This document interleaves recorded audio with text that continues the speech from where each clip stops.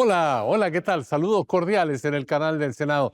Profundidad de Campos, una nueva sesión con un senador de la República que representa una región bien importante para el país. Aquí está su ficha de presentación.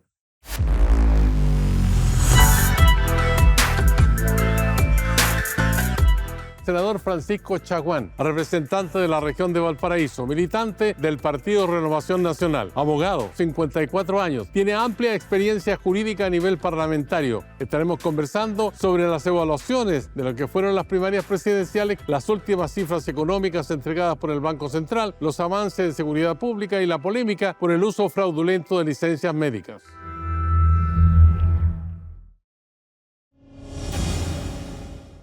Hola, hola, ¿qué tal? Saludos cordiales. Profundidad de Campos en el canal del Senado, esta vez con el senador local acá en Valparaíso, Francisco Chaguán. ¿Cómo está usted, senador? Bien, muchas gracias y también aprovechar de felicitarte por el homenaje que ha hecho el Senado, por todo el trabajo, el despliegue y fundamentalmente la trayectoria como comunicador, como periodista, como hombre que genera opinión pública, por tu rol también en épocas complejas del país, como también en la apertura del régimen democrático, donde la radio cooperativa y tú como la voz de la radio cooperativa fueron esenciales para comunicar, para informar y también para llevar esperanza a muchos chilenos.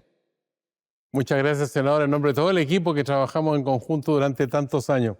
Senador, a propósito de trabajo, cuando uno ve un poco la historia de Valparaíso y dice la UNESCO le ha dado una distinción a Valparaíso, ¿responde Valparaíso, las instituciones del Estado, a esa distinción en un Valparaíso que se ve como muy deteriorado? ¿Coincide usted con esa apreciación? Absolutamente, cuesta abajo la rodada Valparaíso. Nosotros estamos iniciando un empeño, un proyecto que busque con motivo de los 500 años de Valparaíso. Con motivo de los 500 años de Valparaíso. ¿Cuánto es eso? Que eso es justamente en el año 2043. Ya. Poder soñar colectivamente Valparaíso desde los ciudadanos, desde la sociedad civil, desde los tomadores de decisión, cómo queremos Valparaíso en el mediano plazo. Y eso implica justamente comprometer a las autoridades actuales como las anteriores, pero fundamentalmente a la sociedad civil, aquellos que mueven la ciudad del paraíso, para que esta declaración de patrimonio de la humanidad que nos ha dado la UNESCO efectivamente esté a tono. Yo estoy apoyando la iniciativa que hizo el abogado Juan Carlos Manríquez, que inició el abogado Juan Carlos Manríquez también, para efectivamente señalar que el deterioro de una ciudad patrimonio de la humanidad como lo ha sido Valparaíso atenta contra los derechos fundamentales y ha iniciado acciones ante tribunales internacionales. La propia alcaldesa de Valparaíso también ha apoyado esa iniciativa.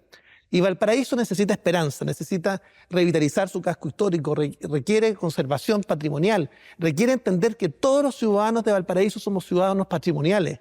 Y si bien van a ocurrir algunas cosas en Valparaíso en los próximos meses, la apertura del borde costero en Barón, la necesidad de avanzar fundamentalmente en el Museo de los Migrantes, que es una iniciativa que ha tenido el empresario Eduardo Dipp, que logró revitalizar el colegio alemán y establecer justamente un museo de realidad aumentada con una sala para cada una de las comunidades que emigraron a nuestro país a finales del siglo XIX, comienzos del XX, para los efectos de poner también en valor la ciudad.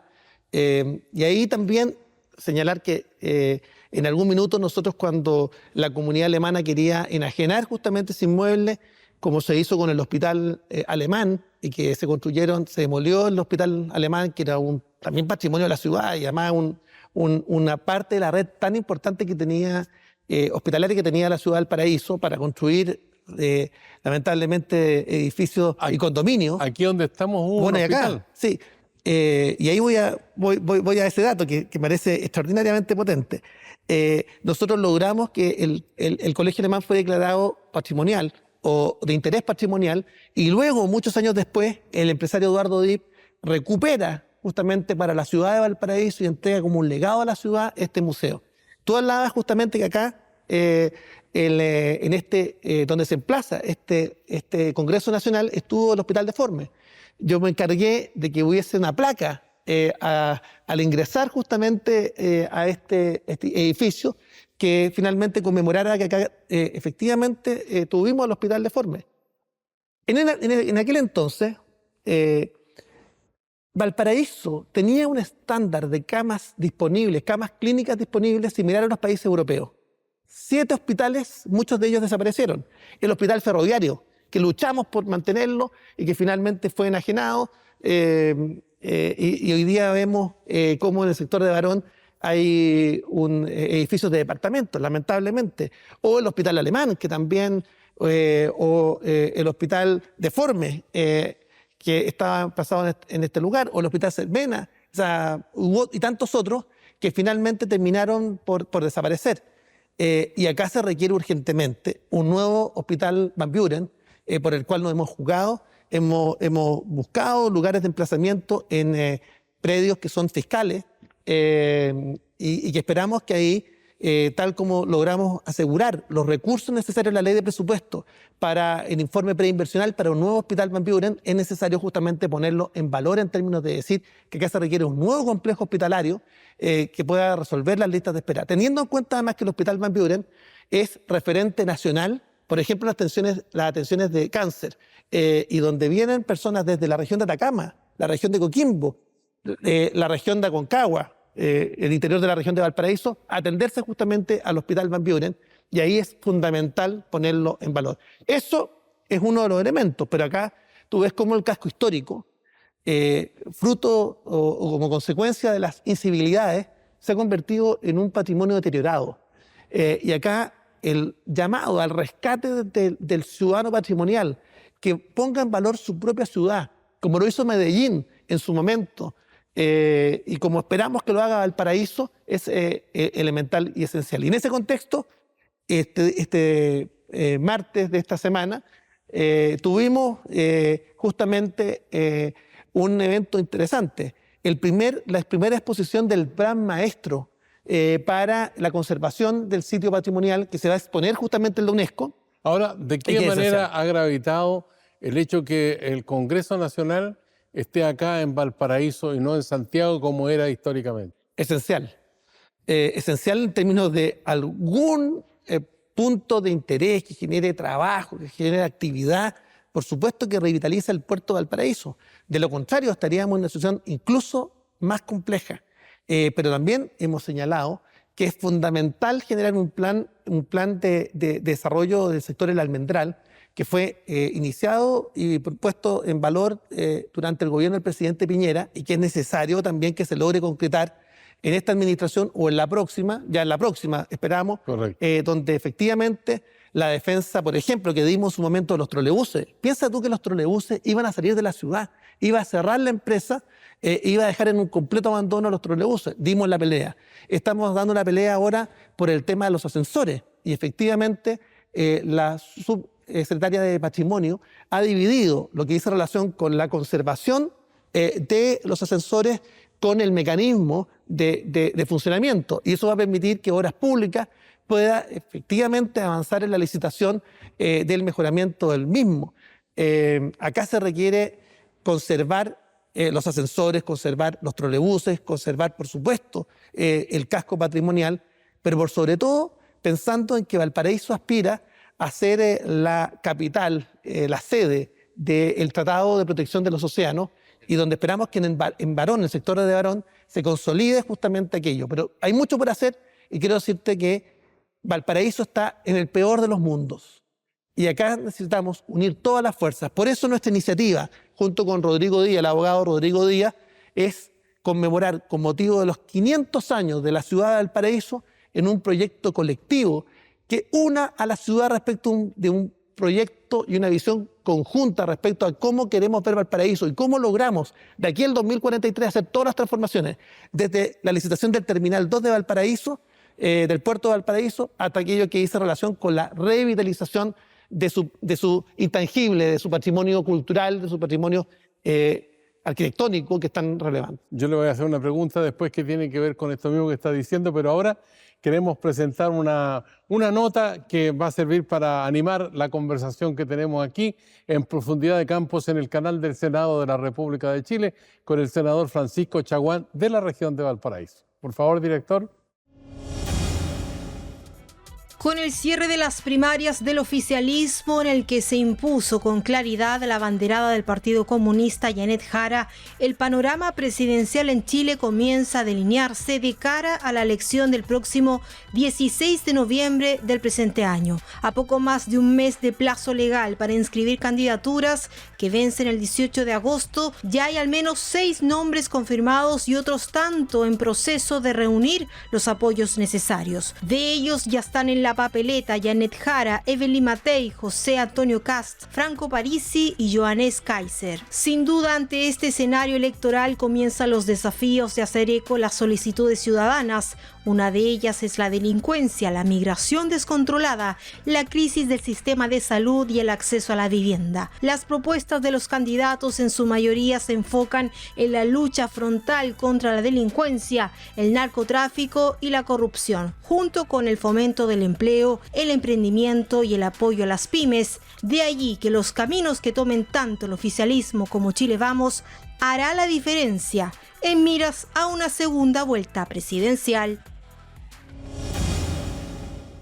La centroizquierda con primaria, ¿le dio un poco de envidia que en la centroderecha no hubiera habido primaria? No quiero decir, lo dijimos, pero efectivamente nosotros planteamos que era necesario una primaria de la centroderecha que permitiera justamente frente a los irresponsables populismos de las derechas y los irresponsables populismos de las izquierdas mostrar despliegue de ideas, musculatura en el territorio y establecer justamente que la opción del diálogo, de la política útil.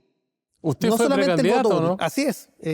La propia Evelyn Matei me pidió ser candidato, en un minuto renuncié al partido para posibilitar justamente la primaria. Luego finalmente no hubo primaria. Volví a militar en Renovación Nacional, partido con el que estoy ligado, con visión, con alma, Pero con volvió corazón. al partido, senador independiente. Sí, no, soy militante de Renovación ¿Sí? Nacional, sí, claro. ¿Cuánto tiempo estuvo fuera del partido? Estuve casi un mes. Ya, ¿y quiénes son los que le pusieron la máquina a su iniciativa? No, sí, básicamente yo diría que había poca claridad respecto del impacto positivo que tienen las primarias.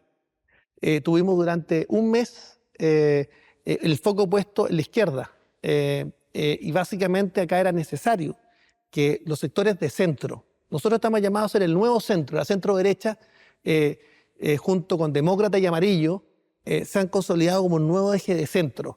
Estábamos llamados justamente a liderar, a ser capaces justamente de entender que la política útil, vuelvo a insistir, no solamente el voto útil, sino que la política útil, la política al servicio de las personas, no la política de trincheramiento ideológico, a la cual nos llaman los dos polos, la derecha alternativa y la izquierda alternativa. No, acá lo que se requiere ¿Pero entender, cuál es la izquierda alternativa? No, claramente en la primaria terminó siendo liderada por la candidata del Partido Comunista. ¿Y la derecha alternativa? Y la derecha alternativa, Kaiser, es clara. Entonces, cuando yo hablo de que... Pero José Antonio Kast está mejor que Evelyn Matei en una de las encuestas que se No, pero conoció. esto no dice relación con las encuestas. ¿Ya? Porque en momentos de polarización política, en el momento en que el ruido finalmente marca más en las encuestas de opinión, cuando los países finalmente entran en un ciclo de polarización,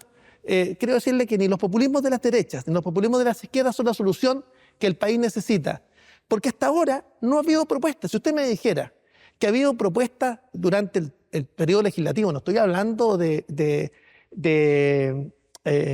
aquello que hizo relación con algún plan de gobierno. No, en el día a día del trabajo legislativo, yo diría que hay algunos que han actuado desde el punto de vista del atrincheramiento ideológico, desde el punto de vista de la negación, y otros, nosotros, Chile Vamos, hemos sido capaces de encontrar puntos de acuerdo para resolver los problemas de las personas. Si para eso es la política, para lograr mejorar las condiciones de vida de los ciudadanos. Y yo, en lo particular, se lo quiero señalar, como el parlamentario con más propuestas de ley de la historia de Chile y con más leyes aprobadas desde que hay registro de la Biblioteca del Congreso Nacional, que tiene registros, soy el parlamentario con más leyes aprobadas. Pero usted no puede ser reelegido. No, pues no.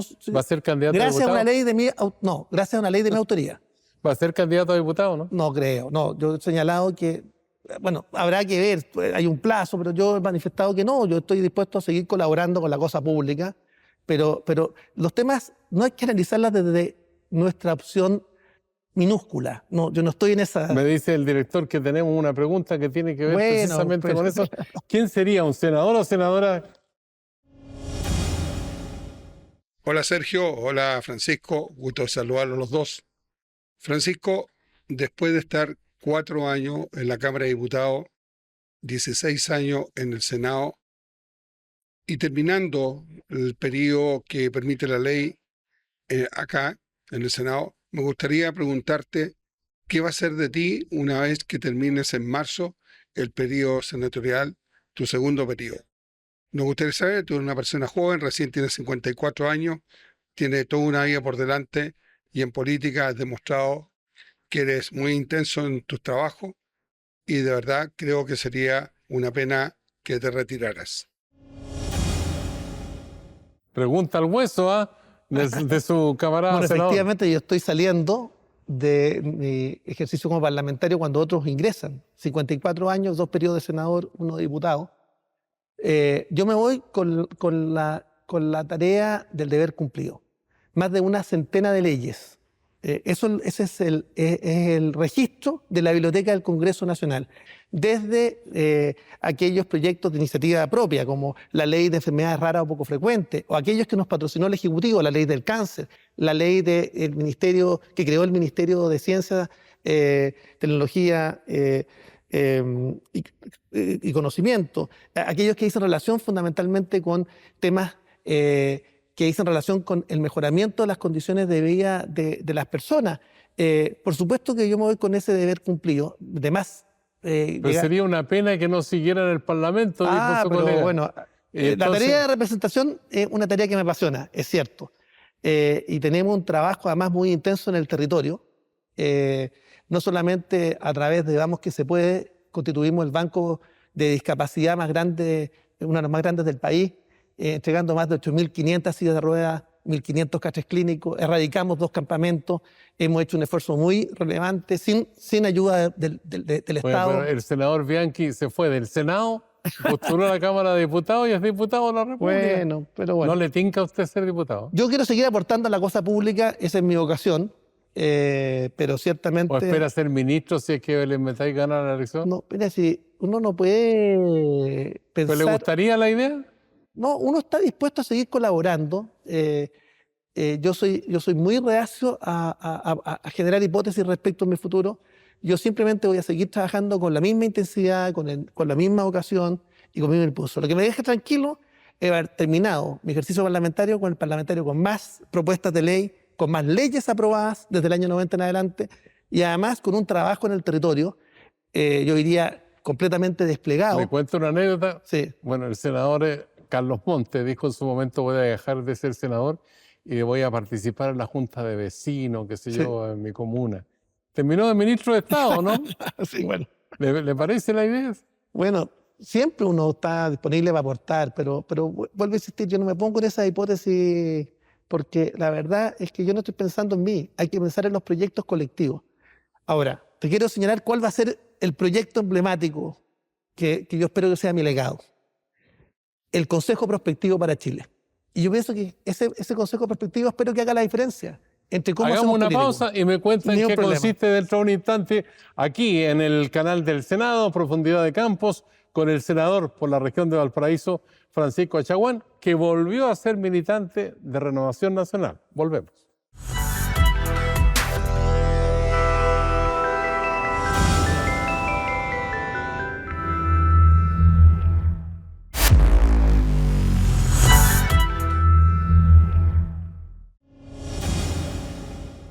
Ya estamos de vuelta con el senador Francisco Achaguán de la región de Valparaíso, militante de Renovación Nacional, y está embalado anunciando cómo iba a ser este proyecto prospectivo y ahí lo detuvimos, pero ahora le damos cuerda al reloj, senador. Bueno, primero contarte, Sergio, que yo soy magíster no solamente en Relaciones Exteriores y Derechos Humanos, sino también soy magíster en Perspectiva Estratégica.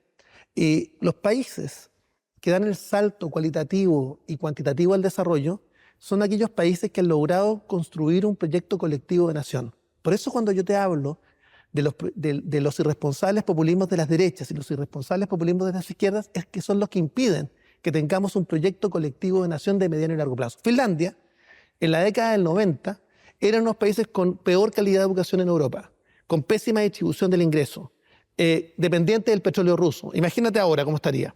Y lo que ocurrió en la década del 90 en Finlandia es que se logró constituir un proyecto colectivo de nación a través de la Comisión de Desafíos del Futuro. El año 2006, yo tuve la oportunidad de acompañar a la presidenta Bachelet a Finlandia y vi cómo se estructuró esta Comisión de Desafíos del Futuro. Y vi un ejercicio particularmente de los sindicatos de Nokia, cómo los empresarios, los sindicatos, los tomadores de decisiones se ponían de acuerdo respecto hacia dónde tenía que caminar Finlandia. Y Finlandia se transformó en el corto plazo en un país líder en educación, líder en distribución del ingreso, líder en calidad de vida, líder en autonomía energética. Eso es lo que aspiramos para Chile.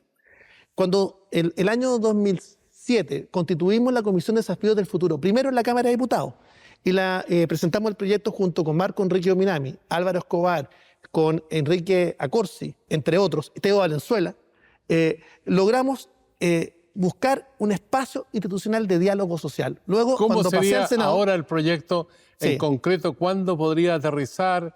¿Cuál es el incentivo para integrar todos los actores sociales a este proyecto? Cuando llegué el 2010 lo creamos en el Senado, esta comisión organiza el Congreso del Futuro, el Congreso del Futuro de Niños y Adolescentes, el Congreso de Jóvenes, el Congreso, ahora vamos a inaugurar el Congreso de Personas Mayores, pero la idea era poder crear este órgano, y este órgano está en un proyecto que está a punto de ser despachado por la Comisión de Desafíos del Futuro, se va a despachar en la próxima sesión de la Comisión de Desafíos del Futuro a sala, tiene urgencia por parte del Ejecutivo. Nosotros habíamos propuesto una agencia de carácter autónoma. Eso no fue posible porque la iniciativa era del Ejecutivo. El Ejecutivo radicó la capacidad prospectiva en el Ministerio del Interior, pero en el nuevo Ministerio del Interior. Esto va a significar que este consejo, que va a estar presidido o liderado por el presidente de la República, va a estar integrado por los expresidentes de la República y va a estar además integrado por un representante de la Academia de Ciencias, por un representante de las universidades públicas y privadas, por un representante justamente de los premios nacionales, por las regiones, a través de representantes elegidos desde el mundo de los gobernadores regionales. Va a permitir justamente ir generando una posibilidad de alinear el trabajo del legislativo con el ejecutivo para generar un proyecto colectivo de nación de largo plazo. ¿Cuáles son los plazos que se establecieron? Bueno, esperamos que este proyecto sea despachado por parte del Senado, esperamos durante los próximos 2 meses, y luego se vaya con urgencia a la Cámara de Diputados, que así lo ha otorgado el Ejecutivo, y nos permita despacharlo. Este proyecto se construyó con el aporte de 80 especialistas en perspectiva en nuestro país, liderados desde el Parlamento por mí, liderados desde el punto de vista técnico por Sergio Guitar, que lideró la Comisión Técnica, e integrada en 2 subcomisiones por Paola Cituno, que es la presidenta del Consejo Nacional de Perspectiva, y también Paula Solar, que también hicieron un aporte muy destacado para poder sacar adelante este proyecto que esperamos sea el que cambie la manera de hacer política en Chile. Eso espero que sea mi legado como parlamentario, Sergio. La realidad en concreto, ¿cuándo se va a producir con funcionamiento efectivo? Nosotros esperamos que inmediatamente de aprobada, ojalá que alcance durante este mandato presidencial para aprovechar todo el impulso que hemos dado. Nos gustaría que en el futuro fuese una agencia de carácter autónoma. Este gobierno no estaba dispuesto a abrir nuevas agencias autónomas y para nosotros era esencial porque la idea es que esto no fuera un checklist de un programa de gobierno, sino una mirada de 2, 3, 4 gobiernos que permitiera justamente alinear, que implica también modernización del Estado, que implica también entender una lógica distinta a la cosa pequeña que hoy día se da en política y que la gente ve en televisión, el conflicto, sino que además acá hay que construir acuerdos de largo plazo.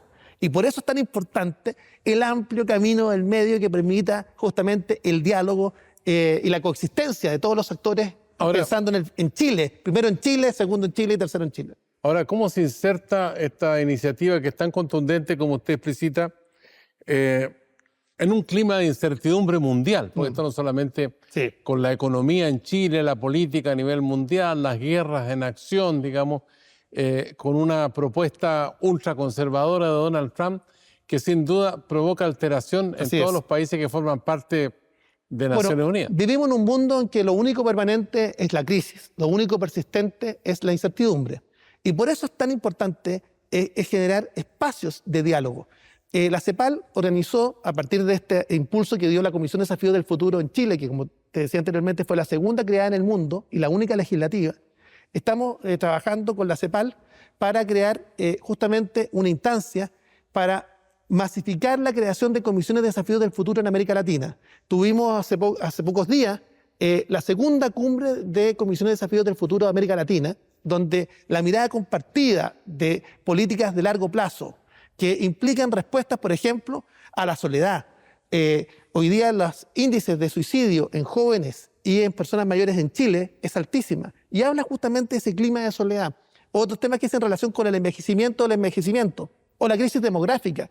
Chile tiene hoy día una tasa de crecimiento demográfica que no le permite justamente mantener su población en el largo plazo. 1,2. 1,2 versus 2,1, que es la que necesitamos.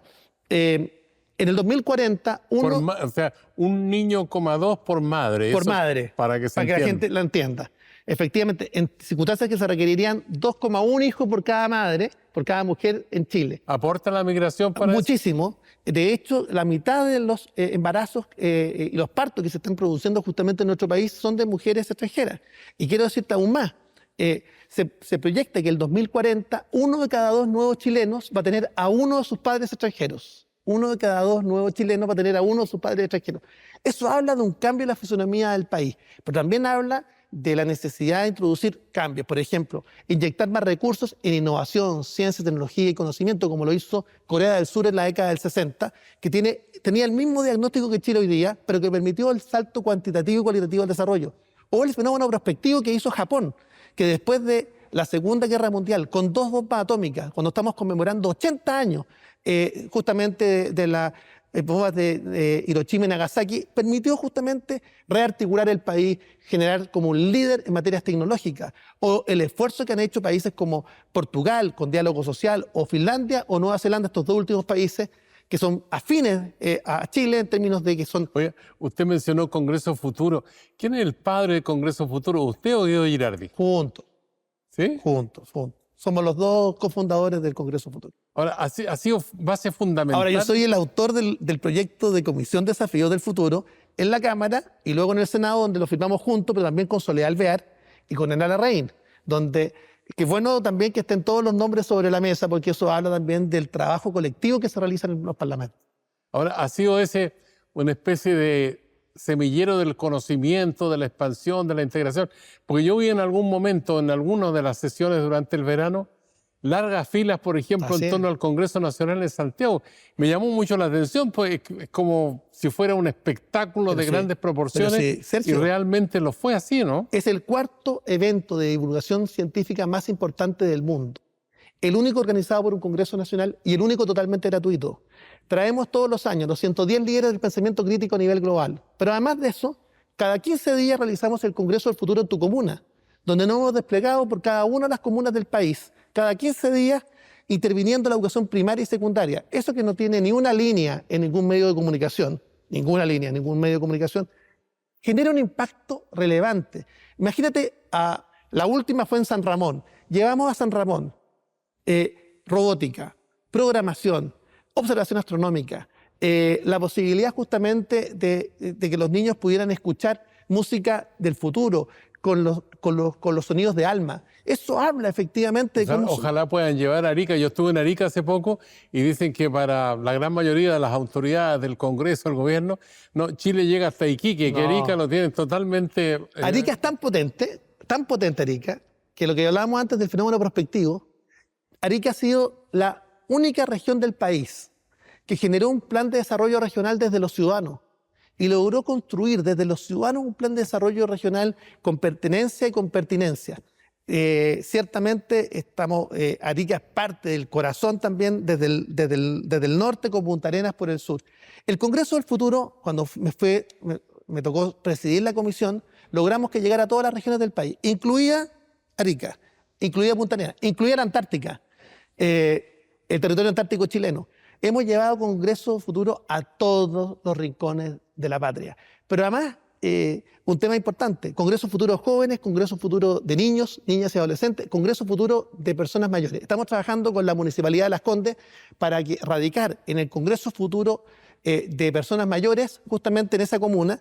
El Congreso Futuro lo tenemos radicado en la comuna de Santiago, la sede central, pero además con la posibilidad de tener congresos del futuro en todas las regiones del país, lo que efectivamente ha sido un hito muy relevante en términos de generar el despertar temprano por la ciencia en niños, niñas, adolescentes y particularmente mujeres en carreras STEM.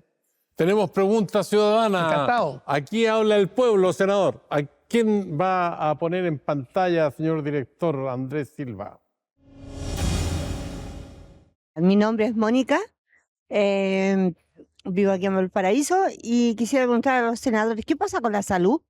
¿Qué pasa con el Hospital Carlos Van Buren? Llevo 7 años esperando para una interconsulta y todavía no pasa nada. Gracias, que estén bien. Es justamente lo que le hablaba. 7 años, ¿ah? Efectivamente, eso es lo que le hablaba. Por eso es tan importante que tener un nuevo Hospital Van Buren.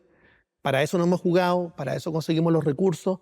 ¿Está la plata? Sí, para el nuevo informe preinversional. ¿Y qué falta entonces? Ahora falta que ese estudio preinversional se materialice. Está ya contemplado en la ley de presupuesto. También propusimos una ubicación durante el término del gobierno del presidente Piñera y ahora para los efectos de poder generar un complejo hospitalario junto al Hospital Pereira.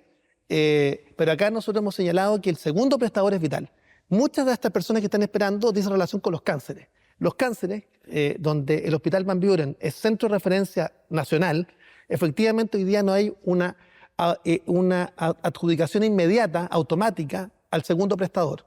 Por ejemplo, hoy día yo reclamaba en la Comisión de Salud que las FALP, que son especialistas en materia de cáncer, finalmente... La Fundación Arturo López Pérez. Así es, dejó de ser el segundo prestador de FONASA. ¿Cómo es posible que este gobierno haya permitido que la FALP finalmente deje de ser un segundo prestador si tiene las tecnologías más avanzadas que permitía que las personas, frente a los incumplimientos reiterados del Hospital Van Buren, hospital que además cerró 9 pabellones ahora por el ahogo financiero que tiene, finalmente haya dejado de tener un segundo prestador como la FALP?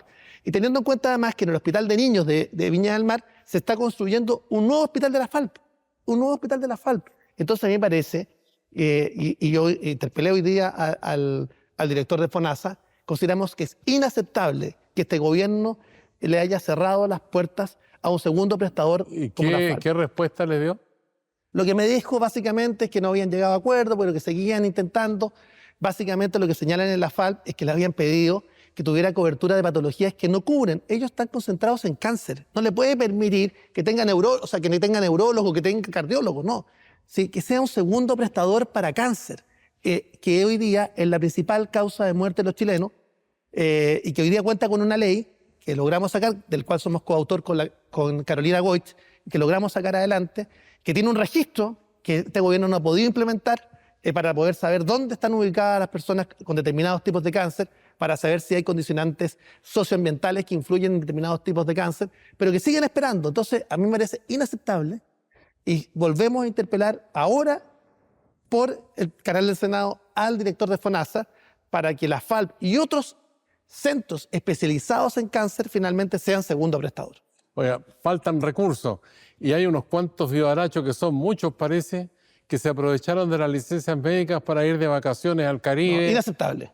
Inaceptable. Y por eso es que como presidente de la Comisión de Salud en su momento logramos sacar adelante el proyecto que había presentado el gobierno del presidente Piñera, que hoy día es la ley 21.746, que establece sanciones penales, administrativas y pecuniarias a quien otorga licencias médicas falsas fraudulentas como aquel que hace uso de esa licencia. Y yo le pido justamente a las autoridades de salud y al Consejo de Defensa del Estado, primero a la autoridad de salud que concluya los sumarios con las sanciones más estrictas y, por supuesto, buscar que esas sanciones sean ejemplares.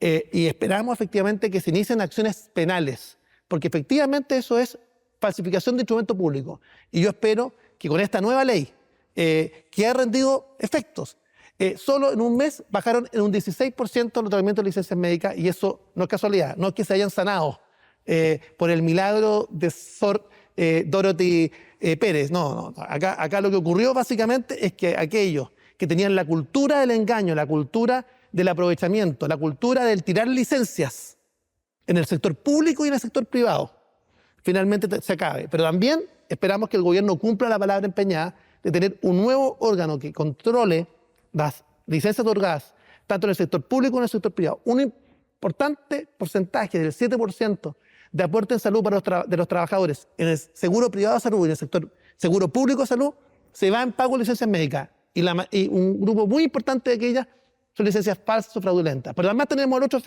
el otro extremo, personas que están verdaderamente enfermas y que se les niegan justamente las licencias, personas que están postradas, personas que están en estado terminal. Y me ha tocado también ver ese otro fenómeno. Por eso es tan importante que acá haya un órgano externo que fiscalice al sector público y al sector privado. Lo invito a jugar al ping-pong. Encantado. Conceptual. Las presidenciales. Una oportunidad para Chile para consolidar un proyecto colectivo de nación y, por supuesto, con Evelyn presidente. Dorothy Pérez. Una contralora excepcional, no solamente ahora, que ahora tiene los flashes del mundo público, o sea, del país completo, sino también yo la experimenté siendo ella contralora regional. Y cada vez que le pedimos auditoría respecto de un municipio o un gobierno regional, ella estuvo disponible. Hoy día, como contralora nacional, logró consolidar un departamento para gobiernos comunales y regionales. Tiene una labor excepcional. Janet Jara. Janet Jara es carismática, por supuesto, pero yo creo que Chile necesita un proyecto colectivo de nación, necesita una mujer con el carácter, con la expertise, con los equipos y con el programa de Evelyn Matei. El combate a la delincuencia. El combate a la delincuencia es prioridad nacional. José Antonio Kast. José Antonio Kast lo conozco, compartimos, por supuesto, algunos valores, pero ciertamente en esta pasada, Evelyn Matei es la alternativa que Chile necesita. Relaciones exteriores. Una urgencia en términos de cómo logramos diversificar la economía del país y con nuestros tratados de libre comercio. Tenemos 34 tratados de libre comercio con el 38% del PIB mundial, y cómo logramos abrir nuevos mercados como la India, como Emiratos Árabes, del cual yo soy presidente del Comité Chileno-Emiratí, y donde después de 14 años logramos justamente permitir que se suscribiera el CEPA, que va a permitir justamente mejorar nuestros acuerdos de libre comercio con Emiratos Árabes, que esperamos que sea también con Arabia Saudita, que esperamos que sea un upgrade con Marruecos, y que esperamos que efectivamente nuestras relaciones exteriores tenemos que cuidarlas. Y el presidente acá ha estado a la altura, fundamentalmente, en entender que acá no hay que acomodarse.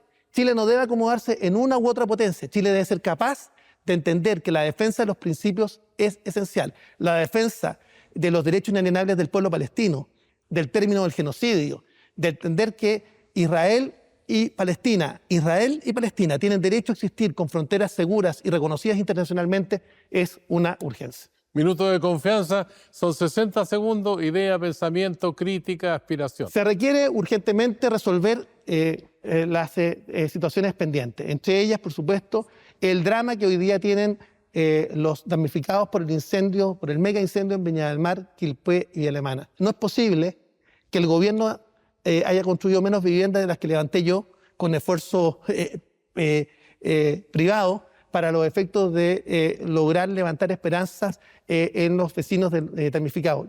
Y hemos levantado 100 viviendas. Me gustaría saber cuántas ha levantado el gobierno. Hemos fiscalizado, hemos pedido apurar la marcha. Viene un invierno complejo. Viene un invierno muy complejo. Ya lo estamos viendo. Lo estamos viviendo, el frío, las lluvias, y yo espero que el gobierno tenga la empatía y se cumpla la promesa. El presidente dijo que no iba a haber ni siquiera un primer invierno con los vecinos sin techo. Y hemos visto cómo a los damnificados por los incendios se le han quitado los beneficios, se le han quitado los subsidios de arriendo y hoy día están con una desesperanza. Yo le pido al presidente más empatía con los damnificados de Viña del Mar, de Quilpué y de Alemana. Senador Francisco Chaguán, se pasó volando el tiempo. Así es. Oiga, muchas gracias por Muchas esta gracias. conversación. A usted por la sintonía aquí en Profundidad de Campos en el canal del Senado. Carpe diem. Será hasta la vista.